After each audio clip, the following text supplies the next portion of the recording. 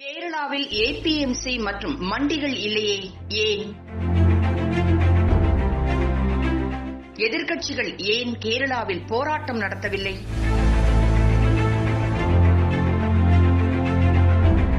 பஞ்சாபை மட்டுமே மையமாக வைத்து இவர்கள் போராடுவது ஏன்? 6 கோடி விவசாயிகள் பங்கேற்ற நிகழ்ச்சியில் எதிர்க்கட்சிகளின் பொய்முகத்தை தோலுரித்து காட்டினார் பிரதமர் நரேந்திர மோடி.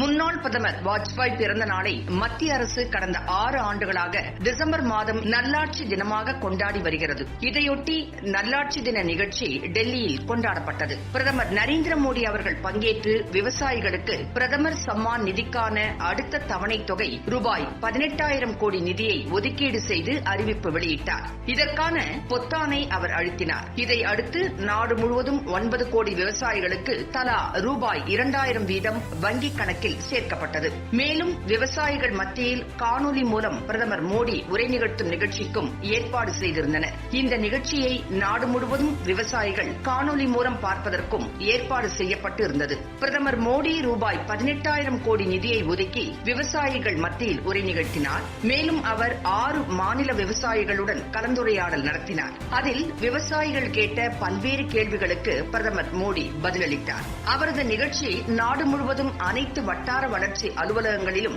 அகன்ற திரை மூலமாக நேரடியாக ஒளிபரப்பப்பட்டது. மேலும் அனைத்து அரசு விவசாய மண்டிகள், மார்க்கெட்டிங் கமிட்டி, விவசாய கூட்டுறவு அலுவலகங்கள் ஆகியவற்றிலும் நேரடி ஒளி ஒலிபரப்பு செய்யப்பட்டது. அனைத்து மாநிலங்களிலும் பாரதிய ஜனதா கட்சி சார்பில் பிரதமர் உரை நிகழ்ச்சி ஒளிபரப்பு செய்யப்பட்டது. இந்நிகழ்ச்சிகளில் சுமார் 6 கோடி விவசாயிகள் கலந்து கொண்டு பிரதமர் உரையை கேட்டனர்.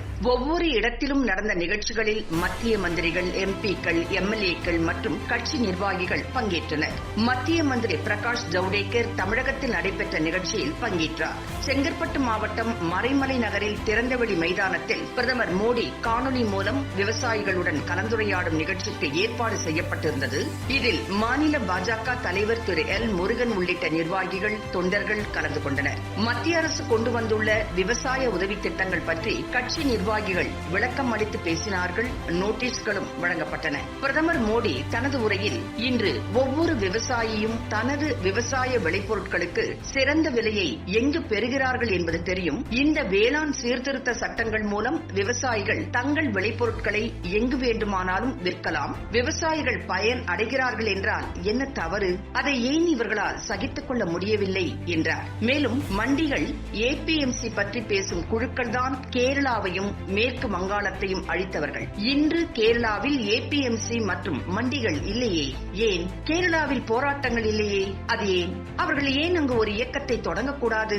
ஆனால் பஞ்சாப் விவசாயிகளை மட்டும் தவறாக வழிநடத்துகிறார்களே, ஏன் என்றார் பிரதமர். மம்தா பானர்ஜியின் சித்தாந்தம் வங்காளத்தை அழித்துவிட்டது. விவசாயிகளுக்கு எதிரான அவரது நடவடிக்கைகள் என்னை மிகவும் காயப்படுத்தியுள்ளன. மேற்கு வங்க விவசாயிகள் மத்திய அரசின் திட்டங்களின் நன்மைகளை இழந்துவிட்டனர். திட்டங்களின் நன்மைகளை விவசாயிகளுக்கு சென்று அடைய அனுமதிக்காத ஒரே மாநிலம் மேற்கு வங்கம்தான் என்று பிரதமர் வருத்தத்துடன் கூறினார். இன்று ரூபாய் 18,000 கோடிக்கு மேல் விவசாயிகளின் கணக்குகளில் நேரடியாக டெபாசிட் செய்யப்பட்டுள்ளது. இடைத்தரகர்கள் இல்லை, கமிஷன்கள் இல்லை. எந்த ஒரு ஊழலையும் தேசிய அழிவாக மறைந்த நம் தலைவர் வாஜ்பாய் கருதினார். சில தலைவர்கள் விவசாயிகள் போராட்டம் என்ற பெயரில் தங்கள் சொந்த அரசியல் சித்தாந்தத்தை முன்னெடுப்பதில் மும்முரமாக இருக்கின்றார்கள். ஒப்பந்த விவசாயத்தில் விவசாயிகள் நுழைந்தால் நிலம் பறிக்கப்படும் என்று பொய்களையும் வதந்திகளையும் அவர்கள் பரப்புகிறார்கள். புதிய பண்ணை சட்டங்களை எதிர்ப்பதன் மூலம் அவர்கள் இப்போது தங்கள் அரசியல் நிகழ்ச்சி நிரலை முன்வைக்கின்றார்கள். விவசாயிகள் அவர்களை நம்பக்கூடாது.